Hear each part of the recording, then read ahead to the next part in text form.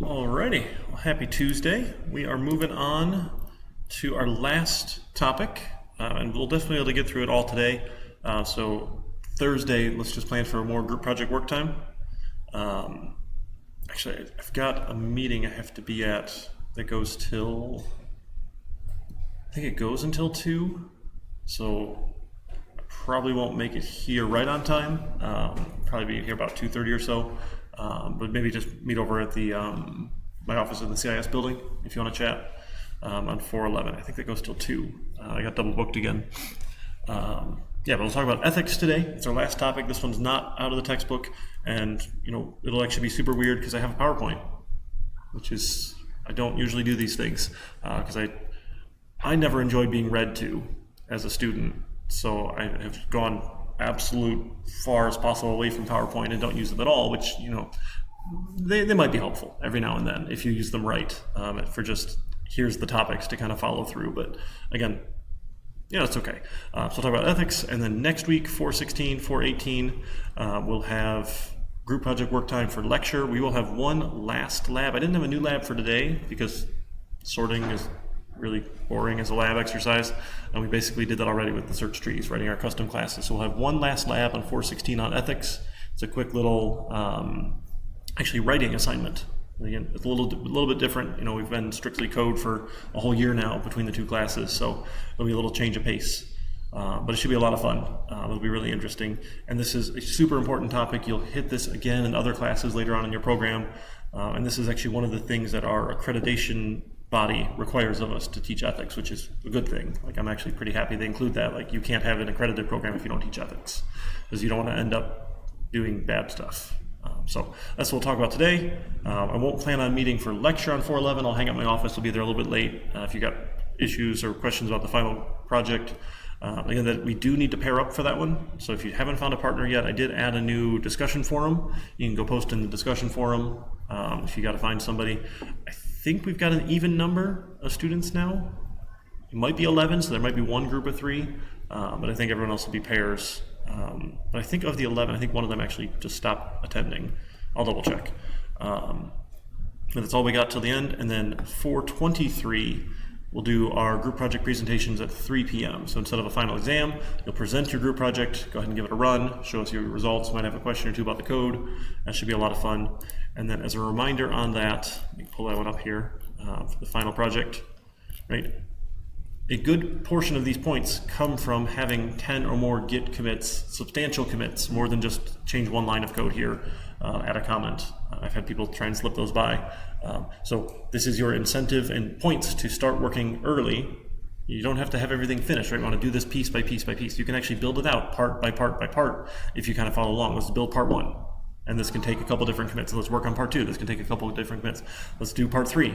This can take a couple different commits, right? So it's laid out so that you can do it piecemeal. So don't wait until the last minute. Don't wait until the final exam week to work on it, because you have other classes and other exams to worry about. The goal is you can get this one done early. But again, if you don't, that's okay. That's up to you. So if you got questions about this, let me know. I'm here to help today, on Thursday, and then all next week as well. We've got all that time to work on this, and should be something slightly interesting. I don't know, if you're not into blackjack, that's okay, but just going through this process of, okay, how do I build some stuff out? How do I look at some data? And then the next thing we would do if we had more time, but we don't have a third class in this sequence, is take this now and then build our own strategy and try that and compare the results. How does it do? Does it actually successfully do this? And if we start tweaking the strategy, can we increase our win rate? That sort of thing. So that would be the next phase of things. Instead of just randomly hitting whether or not I hit or stand, we could apply some logic and say, okay, should the player hit or stand based on what we've learned here? And start training it to get better and get better and get better to get to the optimal statistical solution, right? So there's lots of fun things we can do, but that's the idea. All right, so let's talk about ethics. Wow, full screen PowerPoint. This is bizarre. This is very weird. So professionalism and ethics. So we're going to talk about engineering specifically as a profession and why that matters that we call it a profession. We'll talk about the code of ethics, and we'll look at a couple of case studies just to have some conversation around these here. So engineering, and it's software engineers or data engineers, data scientists, the process of engineering, right, is a profession in which the knowledge of math and natural sciences gained by study, experience, and practice is applied with judgment to develop ways to utilize economically, I feel like they stuck that word in there, but that's useful, right? Economically utilize the materials and forces of nature for the benefit of mankind. That's a pretty lofty definition here for profession of engineering. And this is ABET, this is our accreditation body here, the Board for Engineering Technology. They accredit our programs. So we're aiming high with this, right? That's sort of the goal. And you'll see these pieces here, right? It's the study, experience, and practice. You need all of those pieces here. You can't just study it and know it all and be done, right? You have to have experienced it and you have to have practiced it. Right? So we try and build all of these things in, all sorts of hands-on experience as we learn, and then hands-on experience as you practice in the real world. And then you have to apply it with judgment, right? There's not always very easy black and white things. There's always this judgment in your professional opinion that's going to come into play when we work on these things, right? And then utilizing economically materials and forces of nature for the benefit of mankind. It's pretty cool, right? The goal of this is to benefit people. Now, you can twist this and look at it certain ways and say, hey, if we make a lot of money, that's good for people too. Sure, depending on how you want to look at it. So when I used to go to the career fairs with the company I used to work at, one of our pitches was, hey, you could go work at Facebook or go work at Google and sell ads and make money. Or you could work in healthcare and try and help people live better lives and have better healthcare outcomes. One of those, we're sort of playing to people's ethical nature. Like, don't you want to do good things instead of just make money? And that's okay if you just want to make money. Like, a job can just be a job. That's perfectly okay. There's nothing wrong with saying, hey, I got into engineering or software to make a lot of money and then be able to live the rest of my life and have fun with it. I don't want you to feel bad about that. But one of the lofty goals is that we use our talents to better humanity here. So this is one of the outcomes when they look at our programs, right? Understanding professional ethical responsibility. So professional, right? There are certain fields we deem professional fields that have specific things that they have to study, specific experience, and specific practice. You ever go to a doctor and notice they call it they practice medicine? They don't do, they're still practicing. Like, doctors have been in the field for years and years, they're still practicing. They call it their practice, right? This is what they're doing. They're applying their professional study experience to their practice here. There's some education, and again, this idea of serving humanity as a profession. You can do all sorts of things that are not professional, right? But if you want to call this professional, right, the goal here is this lofty goal. So engineering has all sorts of discretion and judgment. There's not necessarily a standard every time. We can't just look at it and say, okay, obviously it's this, right? There's judgment that comes into play here. Knowledge and skills that the general public doesn't have. You're going to spend a lot of time studying and learning things and getting these specialized knowledge and skills that not everyone has. That's one of the reasons we get paid a lot of money, right, in software, because not everyone can do it, right? A group consciousness that promotes knowledge, professional ideas, and social services. There's engineering organizations out there that work on this, right? We have the IEEE, we have ACM, those are just the two off the top of my head. There's other groups that are professional organizations for computing, for technology, for these sorts of things here that promote these. ACM runs journals, promote knowledge, professional ideas, they do events for services and things. You can actually gain legal status as a profession in some professions. That one is not super common in technology for a variety of reasons, but you can legally be licensed as the lead engineer of things. And if you're the lead engineer on a bridge building project and the bridge fails because of negligence, you're liable for it. Like, literally the lead engineer is on the hook for it because of negligence. If it fails for natural disaster, that's not on them if they followed all the best practices here. But if they knowingly took shortcuts, they're personally liable for it. I don't know all the penalties for it. Maybe? I haven't looked in a while here. Having a well-formulated standards of admission, saying, okay, these are how you can become admitted to the profession. Like, for lawyers, you have to pass the bar. And that's one of their standards of admission, those sort of things. And then having a code of ethics. So the code of ethics is the profession as a whole has said, hey, this is the code of ethics we want to put out there and have people ascribe to and say, this will be our measuring stick. And ethics are hard to do that.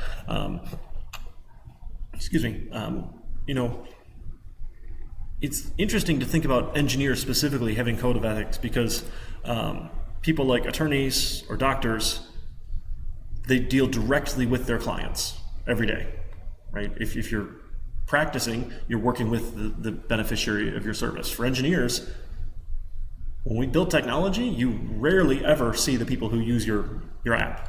Sometimes you do. If it's a business-focused app, you'll talk to your business users. But if you put something out on a mobile, it's now in the hands of literally billions of people in the world.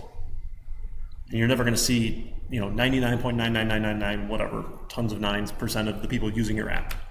That sort of thing. Maybe it's not that many nines, right? If it's only billion, 99, 5 or 6 or whatever. Some number of nines, a lot of nines here. Again, that standard of admission, generally it's a bachelor's degree for engineering professions, some masters, those sorts of things here. But when we look at how we interact with people and why we have a code of ethics here, we sort of classify things as etiquette is the, this is our customs, this is the norm here, but if you don't follow it, it's fine. People will just think you're weird or rude, that's okay. We'll have laws. These are the you must do or there's consequences, right? Or if you do violate it, right, there's another consequence. So it's what is out of bounds, right? And then the minimum standards are a lot of laws here. When it comes to morals, those are generally very personal, right and wrong morals. Now, a lot of times we share moral values, but actually codifying moral behavior is when we call it ethics. So that's where we get to this term of ethics here. So we're codifying it, all these moral things into a code of ethics here. Now, the law and morality, this is, people love to debate this sort of thing all the time, but just because something's legal doesn't mean it's moral, right? And just because something's moral doesn't always mean it's legal. That one's probably a little bit more rare of a case here, but sometimes people will break the law to do the right thing. Again, I'm not advocating certain things here, but there's conflict between them here, right? And then having moral standards, things that we think are morally unacceptable, encoding them into law is just unenforceable and generally a very bad thing to do for many things that we might consider immoral. Right? We don't want to codify those into law. They're unenforceable. It has to be impartial, treat everyone the same for a law. You have to govern observable behavior, things that people actually do, their actions. And you have immoral regimes. You have North Korea and Russia making laws that people have to follow, right? That are not moral laws, these sorts of things. So just because it's a law, again, obviously we can have some conflicts here. So some examples. There's a new industrial waste byproduct that is environmentally harmful, and we know that it's harmful, but it's new, so there's no law against it. So we can dump it all we want into the river. Legal, yes. Moral, no. Right? I think that one's pretty easy. Now, a little bit more of a gray one. Right? You have to follow the reimbursement process or purchasing process as a government contractor and follow their channels and go through a purchasing agent and have them purchase it. Is it immoral to say, hey, this is just cheap, I'm just going to go get it from a junkyard with my money and reimburse myself from office supplies because it's quick and I don't need to wait all this time here? Probably not legal. So I don't know if there's a law against not following company procedure. There might be if it's government related, that sort of thing, but illegal, probably not. You're still getting reimbursed for it. The company's still paying for it. We've accounted for it wrongly and followed, shortcut of the process. Is it the right thing to do? Probably not, right? We probably should honor the processes and follow the processes. Now, what if there were consequences to not getting this done in time? And this is where we start getting into all those fun gray areas like, oh, hey, how much time is it going to waste? How much other things are going to get backed up because we're waiting for this purchasing agent to contact somebody and get a contract and sign this thing? And what if they charge more money than I can get it from a junk? Like, all sorts of other things can come into play. Right? There's tons of gray area when it comes to morality and ethics, which is interesting. So, and then another one, in many moral codes, thinking bad thoughts is equivalent to performing the act. But we can't write laws to keep people from thinking. Right? So obviously we can't have laws to enforce this level of moral code here. So when it comes to professional ethics, right, ethics In general is a study of morality here. Professional ethics guide the conduct of professions. So there's professional ethics for lawyers, there's professional ethics for doctors, these sorts of things. So like lawyers shouldn't represent the defendant and the other person, the claimant, whatever, in a case. The plaintiff, thank you, right? They can't be both persons' lawyer. That's just a violation of their ethics. You can't defend both people, that sort of thing. And so on like ACM, IEEE, our technical societies, these organizations have written code of ethics that we can subscribe to. So for ABET, we have fundamental principles and then canons that expand upon those principles with a set of rules here. So we can actually just go look this up real quick here. So let me go pop out of here. So IEEE software engineering code. Look at that. It's my recent search here. I love it. Computer.org, Education Code of Ethics. I like that URL. So the principles, right, 1 through 8 are just short principles, and then the full version has all the other canons and things beyond that here. So we'll just take a second to look at the principles here. So, and then again, this is specific to software engineering. Depending on what you do in data science, you might consider that a subset of software engineering. You might not, that's okay. But I think this is a nice broad category here for this. So software engineers shall act consistently with the public interest of the public. Now, it's okay if your company makes money, that can still be in the public interest, right? Just because you're making lots of money is not necessarily violating the public interest. Now, if you're getting to the point where you're exploiting people, and I might argue some of the mobile games that they designed to be addicting and follow all those psychological behaviors of, oh, you have to check in 3 times a day, you have to get these win streaks, all these things we know that get people hooked, that might not be in the public interest. I think we could make a case saying, no, this is not an ethical thing to be working on. Again, that's, we can get down in those rabbit holes later. For the client and the employer, software engineers shall act in a manner that is in the best interest of their client and employer, consistent with the public interest. So not only are we consistent with the public interest, but the person paying us and the client, the person we're doing the work for, right? We're working for somebody, doing work for someone else, for the client. Sometimes it's internal, sometimes it's external, depends what we're doing. But again, in the best interest of them. There's depending on who you see when it comes to money for financial advisors, there's certain levels of things they might ascribe to here. And it's weird it's not required. I don't understand, probably because they lobby a lot here. But if someone has, a fiduciary responsibility, then they are liable to treat your money in your best interest possible. But not all financial advisors have that, because a lot of them make money by selling you certain investments. And that investment might not be in your best interest. It might be good, but there might be one that's better that costs less, but they're going to give you the one that's still good for you, but they make more money on. They're not acting in your fiduciary interest.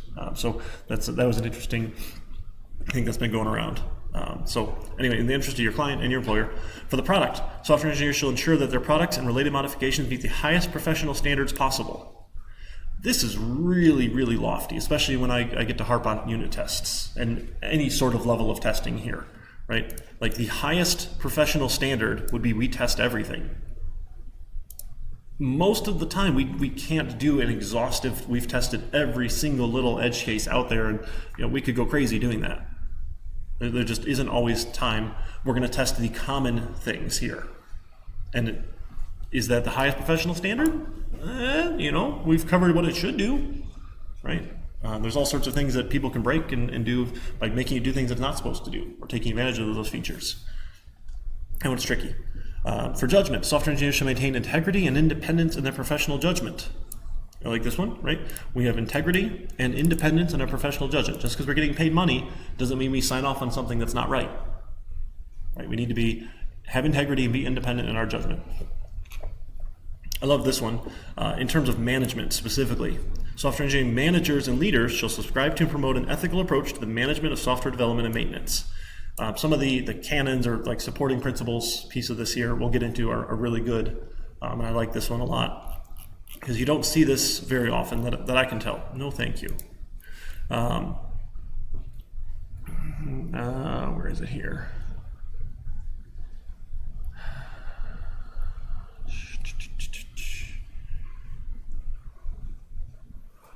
Yeah. Not unjust to prevent someone from taking a position for that person is suitably qualified. I'm I'll have some links. I think they're a little old now from New York Times. Uber is a terrible place. I don't recommend anyone go work there. They had some good articles. People did some good journalism there, and they found managers were sabotaging their high-performing employees because they wanted to keep them on their team and not let them go off to other teams, because then their bonuses would be less. So the way incentives were is if your team performed well, you had this, not that you're getting people up in the ranks in the company, moving them around here. So they would sabotage that. They would sabotage other teams to make the other teams look bad, to make their teams look better. It was just an awful, toxic place. And this was a couple years ago, but I don't know how you ever come back from that. It just sounds awful here. But so in terms of management, like being realistic on your estimates here, dealing with your personnel nicely, accurate and full descriptions of conditions of employment, being truthful here. Yeah, it's a full-time job. Is it 80 hours a week full-time, or is it actually 40 hours a week full-time, what we would consider a full-time job? Some companies are promoting this, 996 mindset. I think it mostly comes out of China here. Work 12-hour days, 6 days a week. And I think it was one of the CEOs of one of the big companies there was like, that's the only way to get, Jack Ma or something like that? Is that his name? Yeah, was promoting, that's the only way you're going to get ahead, working 12-hour days, 6 days a week. Like, that's garbage. No, don't do that.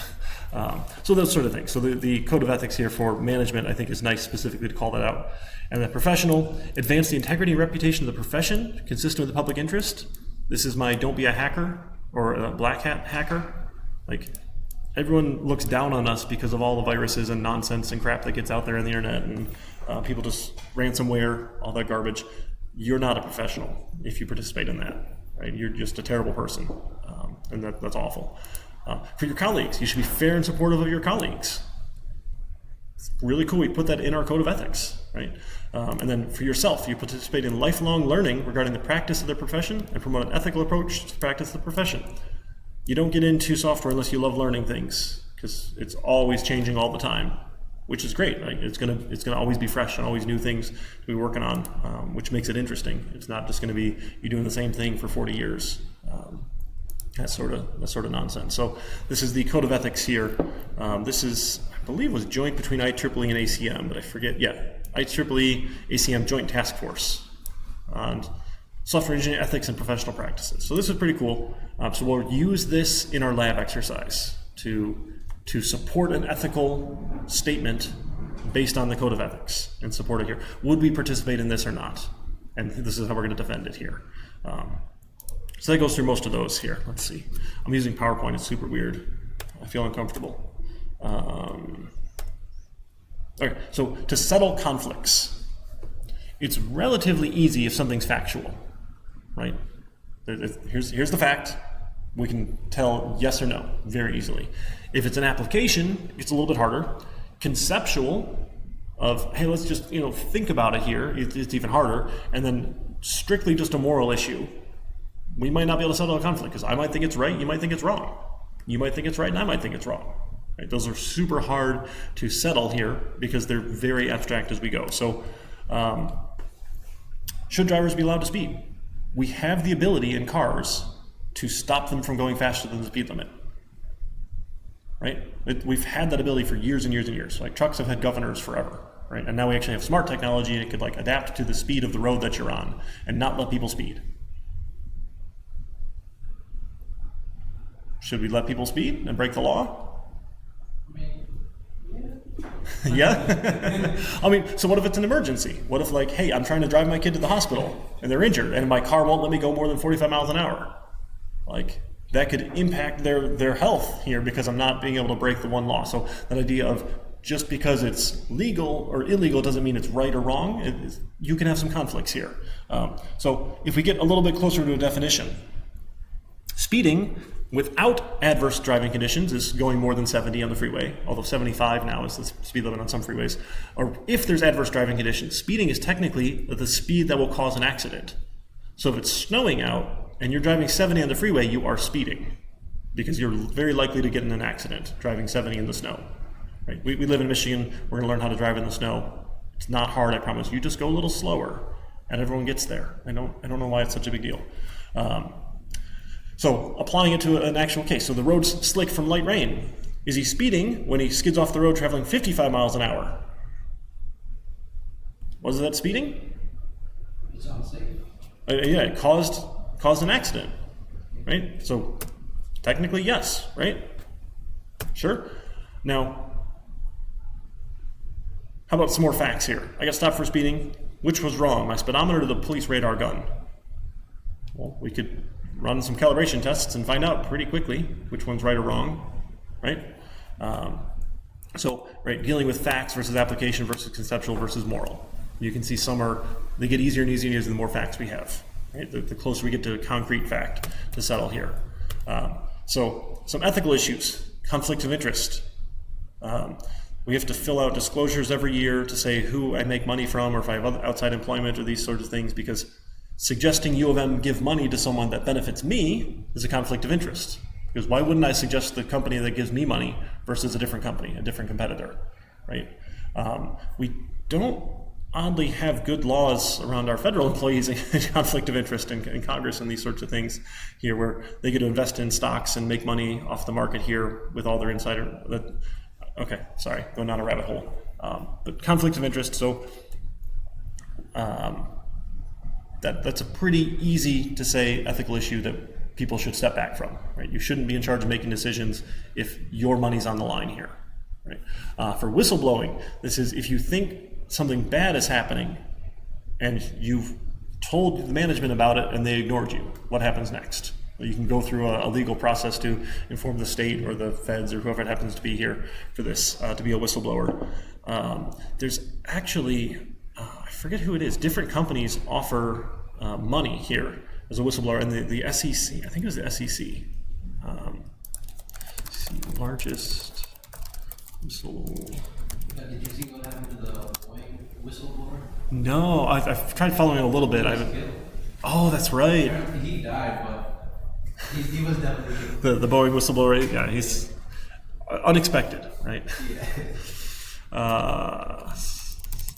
This one was interesting. The Securities and Exchange Commission gives people a percentage of the amount of fraud that's caught, essentially. So someone blew the whistle here.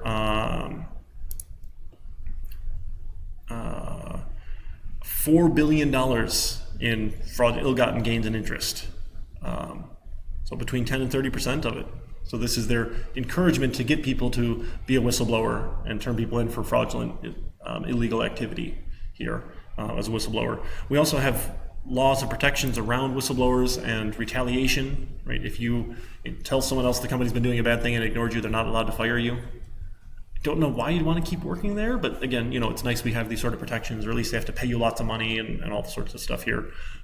Safety, environmental issues, product liability, public service. You can watch this YouTube link, it's not super interesting here. Now, this gets gray when we talk about the number one idea was the public interest and that lofty goal of these things benefiting humanity, essentially. Basically, everything has limited funds, limited resources. Right? If we had unlimited, it'd be pretty easy to do these sorts of things here. But limited funds for stuff that affects health and safety and welfare or detrimentally affects parts of the population here. What if we write software that only runs on Android or only runs on iOS or only runs on Windows and it's not accessible to everyone in the population? Is it unethical? So this is a thought here. I wouldn't say that's unethical. You might make the case here that it could be, depending on what the software happened to be, right? If it's something that is going to be beneficial for only certain people, and we limit it to only those, like, hey, you can only have this software that will help you monitor your heart rate and do things if you have the really expensive phone. I mean, some of that's a device limitation too, but now now we've limited who has access to this, so you can have these gray areas when it comes to that. Right? If we write software that uses lots of bandwidth, Netflix, that's using up a limited resource here. We don't have unlimited bandwidth, and our software uses lots of it. Could we do better? Yeah, and they spend lots of time, energy, and effort trying to compress things because they have to pay for bandwidth. But are we always going to do that? Probably not. Going to optimize everything? No. What is bandwidth? The amount of data we can send back and forth with internet connections. or really any sort of connection, but generally on the internet. So how much data you're sending back and forth. Like, yeah, so Netflix is like, what, half the internet traffic or something ridiculous like that? Probably a little bit less. Now there's other competitors, but tons of the public bandwidth gets used up by just video streaming things. You know, or about writing programs that don't secure data. That one's probably a little bit easier to come down and say, yeah, this is going to be unethical, right? We shouldn't keep unencrypted information in a database or in a file somewhere. There's actually a wall of shame, which is really fun here for healthcare data. Wall of shame. The Department of Health and Human Services keeps the wall of shame here to say which organizations lost people's information thanks to the High-Tech Act from years ago here. So we can sort this too by, we can search. Oh, that's under investigation. I want to sort by Michigan. Let's go find Michigan here. That's terrible for those companies. The idea is, yes, once you're on the wall of shame, people won't want to do as much business with you. In how this actually works in healthcare, you don't always have a choice, right? Hey, the hospital down the street is the hospital down the street. In an emergency, you're not driving another 30 minutes, right? You're going to go to the close one, even if they've lost some data before. Ideally, it drives some decisions here, but it's not always the case. Let's see. Oh, too far. That's P's. Where's M's? N's. Here's M's. There we go. All right, Michigan. Trinity Health lost the data on 5,738 people because of unauthorized access and disclosure on a network server. Datastat Inc. lost 1,650 records based on paper and films. I'm sorry? No, I just thought the Trinity Health, I've seen it around. Yep. Yeah, they are. Now they're all labeled Trinity Health. They used to be named different things here. They've renamed them all here. This is where I used to work years ago as well. 255,000 records from Warner, Norcross, and Judd LLP as a hacking IT incident on their network server. Let's see anyone else any other names we recognize? It's a bunch in Michigan. McLaren Healthcare. They're more in the Flint-ish area, I think. They're pretty big up that way, I think. Hacking IT incident. There's a lot of these, right?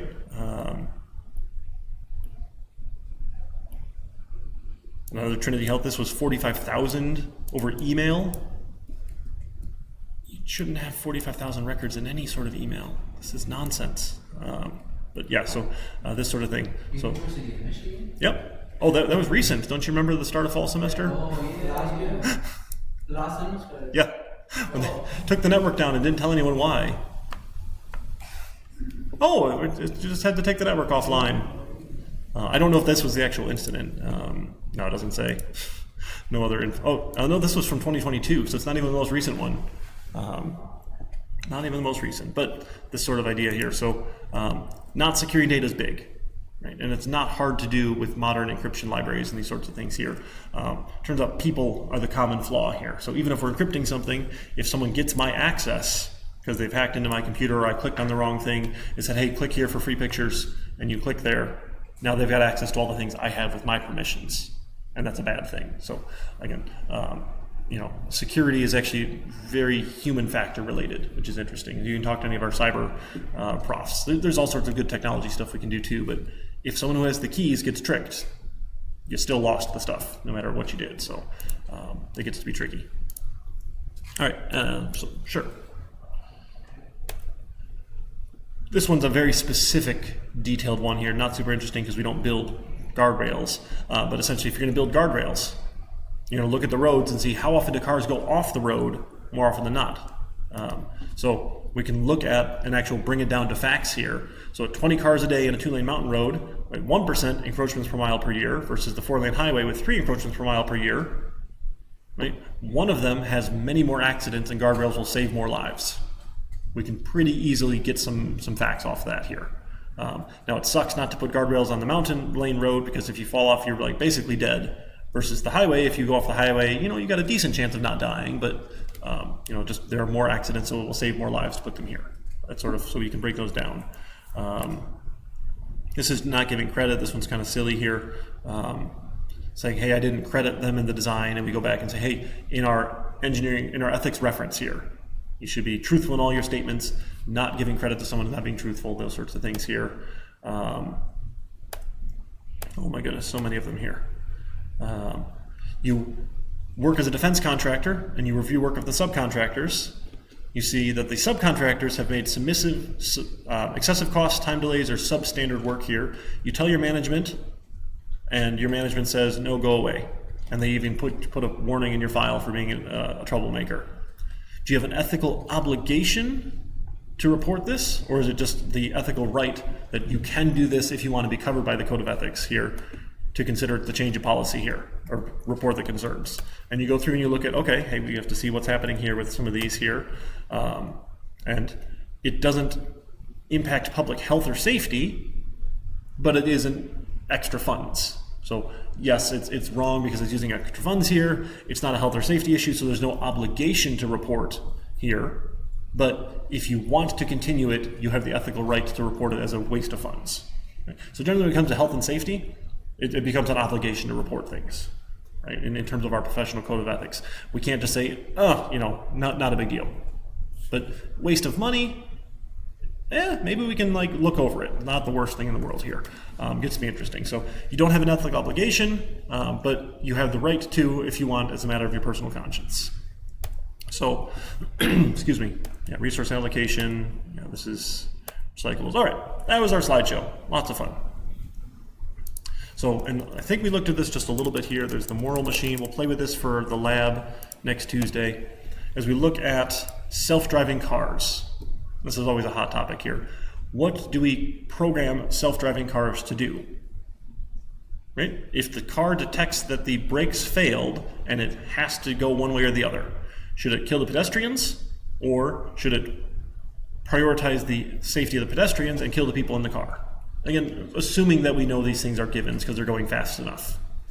Whatever. There's always going to be what ifs, but we'll assume that we know that people are dead instantly. 60 miles an hour, right? You got no chance here, right? What should we do? And you can show descriptions or not, and they will say, hey, these are specifically athletes or overweight people or doctors or criminals. It gets to be really silly as we go here. And you get to pick which one. So it goes through a couple scenarios here. What should the car do? So now they are jaywalking specifically. They're flouting the law by crossing the red signal. Right? And they're elderly here versus the passengers in the car. You get a pick. Should we drive into the barricade and kill? Ooh, there's animals here too. Right? Or should it just continue on and kill the passengers? And you get a pick. And it will give you a cool scale at the end here as we go. So I'm going to go through and pick a couple.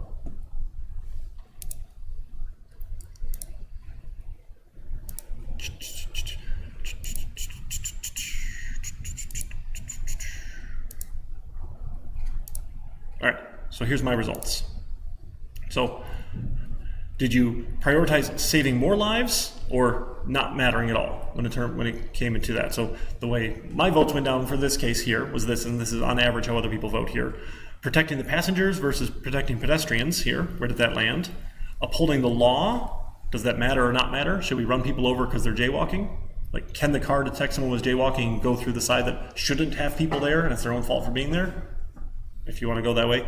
Avoiding intervention. This is the big one for me that I think is going to be the easiest way for self-driving cars to do something here, is if you program it not to intervene, then this is just what happened.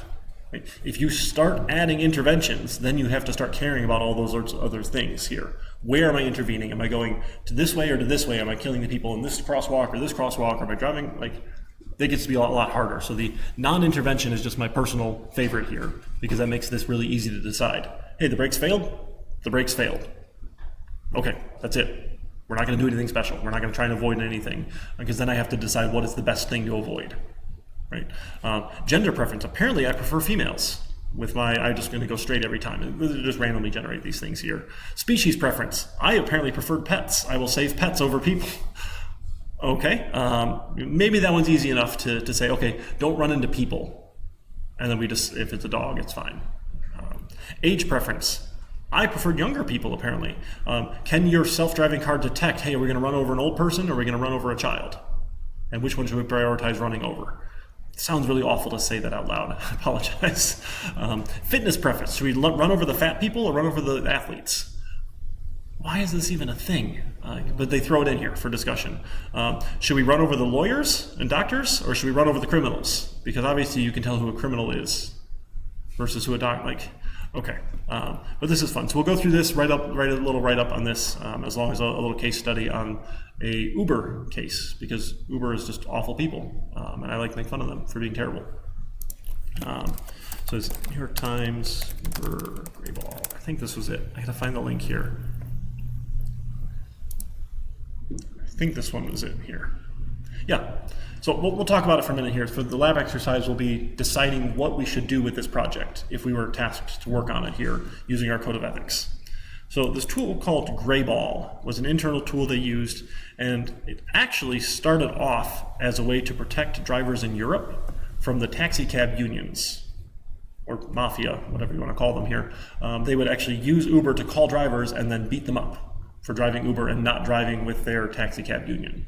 So they started this Project Grayball to protect their drivers there.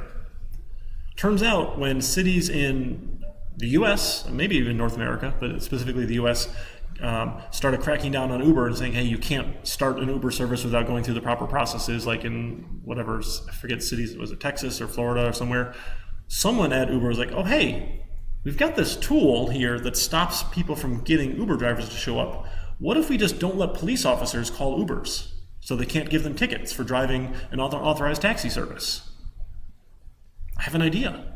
And they did that. So they leveraged Grayball to start doing things like that. One of the silly things they looked at is if the credit card linked to your account was a police officer's credit union, then they would put you on this Grayball list and you couldn't call Ubers. It's genius. This would be some quick little silly things. I'm sorry? What if you need an Uber ride? You just didn't get an Uber ride. Does it does the same thing? Or? I don't know all the details. This is like a little bit it's not a super long article, but you can read all of it later. I'll link it for the lab exercise here. In Portland, this was 2014, the enforcement officer did not catch an Uber because of Project Grayball. This is a little bit old, I apologize, but it makes for an interesting case study. Like, it had really good start here, but then the application of it became, I'm going to argue, not even very hard to say this is an ethical issue here. If you want to make the case that, hey, we don't want to make our drivers get tickets because they're poor and they're just trying to make money with Uber because that's the best job they can get, sure, you could make a case that, this gig economy is the best thing for poor people because that's their best option.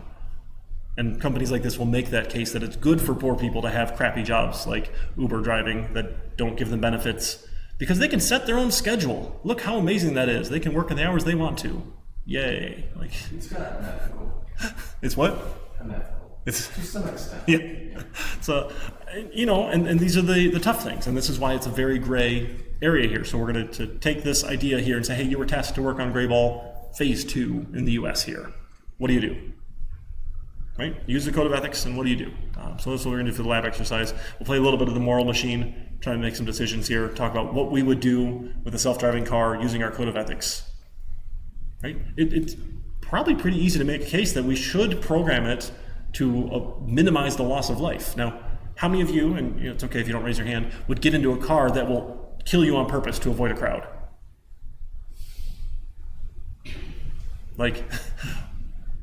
Yeah, wow. That's a little scary. So some interesting ethicist, I forget who it was, proposed self-driving cars will have a dial that you can get in and turn. You can turn to preserve passengers at all costs versus save the most life. And let whoever's in the car twist the dial, and it's up to them, right? If they want to say, yeah, don't run into a crowd of 100 people, kill me instead, go for it. Let them turn the dial. If they want the car to do everything they can to preserve the passengers, let them turn the dial. That's one interesting idea. Again, we as engineers have to write the code for that, but then they've chosen this sort of thing. I don't know. It's very hard. It's really hard. And apparently, we just trust people to make those decisions, split-second decisions in their head in case of accidents. And I think human nature and our preference for self-preservation is generally very high. Right? Very few people will drive their car off a cliff to avoid hitting a crowd. Right? Given the panic and all the medical stuff happening, like when you're in a high-pressure situation here, it's hard to make that decision for people. So, all right, today was a little dark, I apologize. It's not all bad stealing and killing people sort of issues, but, ethics are important, and this is why we want to teach them. Other things that are a little bit more applicable to data science, here, there's a book here, Weapons of Math Destruction. This is pretty good. I think we touched on it briefly a while ago, this idea of when you build models to predict things, and they're based off of biased data, you're going to get biased predictions. So in America, specifically, and probably lots of other places as well, we know that historical policing practice, people who are not white tend to get into more interactions with law enforcement for a variety of reasons here. I'm uncomfortable saying this as the white guy in the room. I apologize. This is what's happened. So when we build models off of data of who's in prison, what does a common prisoner inmate look like here? And we use that model to make decisions in the future. We know we're based off of biased data. So I believe it was the state of Florida had a program their parole officers were using to say, who should our parole officers spend the most time following up on? Right? Who's the most likely to come back to prison to have another run-in with law enforcement after getting out of prison? And their models shows, hey, it's all the not white people, because that's the majority of the prison inmates and these sorts of things. Is that correct? Right? Are they actually more likely? And they've now looked at some data here and said, no, they're not actually more likely, but if you train it off of historically biased data, you get biased results. So this one goes through a lot of interesting examples here with things like that. So anything that's a black box model that we don't actually understand here is rough and causes all sorts of trouble. When you start scoring teachers or students, going off of grants and loan application, like the loan application process and our credit score process here is terribly flawed. And we're like, okay, most banks nowadays just look at your credit score and say yes or no. They don't do any actual underwriting work here at all. So it's all based on the credit score, which we know is based off of a flawed model, right? Evaluating work, targeting voters, setting parole, monitoring our health, these sorts of issues. A lot of the, maybe not quite as recently, but earlier years ago, most of the health research and testing that was done on drugs was done on white people. As the majority of the sample. So hey, how effective is this medicine? Most of the people who participated in those studies were white. We know now medicine doesn't actually work the same way for everybody. So if you test a medicine on one particular group of the population here, you might not get the same results in other populations. And for lots of reasons, and probably very good ones, many folks who are not white don't necessarily trust the medical establishment. So they're not signing up for these studies all the time here. All sorts of interesting is the wrong word, I apologize. All sorts of stuff that comes up here that we can see. If we start with biased data and we feed that into a model, we're going to get biased results back out. So understanding biases is a huge piece of writing ethical models for how we deal with data and these sorts of things. So this is probably a little more applicable to our data science specialty here in software engineering. But this is a long book, and I can't get it out of the library, and we don't need to spend 5 hours on a lab exercise. This is just, here's a quick little lab exercise. So we can do the New York Times article for Uber, but those sorts of things. So yeah, I mean, it's definitely important, something to think about, and it as people in the future who'll be writing and working on shaping these things that drive more and more automation, right? If we come back to our code of ethics, number one is consistent in the public interest, all the public, right? And I think that's pretty important to focus on. So, and it's easy for me to say up here, obviously. So, all right, that's all I got today. So we'll finish up again. Thursday, I won't be here right on time. I got a meeting that goes till 2 across the way, and then I'll probably head it over to my office about 2:30 or so. I should be back for that. If you want to meet up there, work on the group project, let me know if you got questions on that. Happy to help you get moving along on that here. And then all of next week, I have no lecture planned. We'll have the lab meeting. You can bring the group project to the lab time as well if you want. The ethics little write-up here should only take you like 20 minutes or so. If you use ChatGPT, even less, right? It's a pretty good writer. Yeah. Sure. Did we get a lab this week? No, I didn't have a new lab this week. Basically, our lab 10 was everything we would already do with sorting. If you write a class that is sortable, well, our sort does the same thing as our search trees, essentially, right? It just does the comparisons. So no lab reason. Yeah, no new lab this week. So the ethics lab next week will be our last lab. We'll close out all the labs. I think I got everything else scored for you. If you got questions, let me know. Yeah, that should be it.